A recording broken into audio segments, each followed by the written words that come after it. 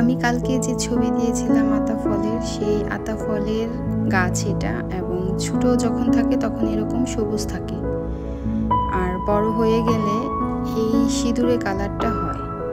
বাজারে আমরা যেই ফল দেখি আতা ফলটা, সেটার কালারটা তো সাধারণত আমি ছোট থেকে সবুজই দেখে আসছি, কিন্তু এটার কালারটা দেখেন কীরকম, এবং খেতেও অন্যরকম টেস্ট। কিন্তু কাঠবিড়ালি দেখেন এটার কি অবস্থা করেছে, মানে একটা ফলও আমরা গাছ পাকা খেতে পারি না, আধা পাকা হলে এরকম খেয়ে নেয়।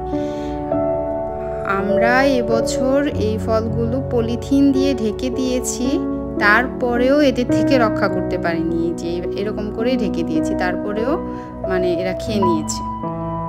মানে এমন করে পলিথিনে ঢেকে দেওয়ার পরেও পলিথিন ছিঁড়ে এরা খেয়ে নেয়। ওই তো ফল আর ঝুলে আছে পলিথিনগুলো, এই তো দেখেন খেয়ে নিয়েছে এই দুইটাও।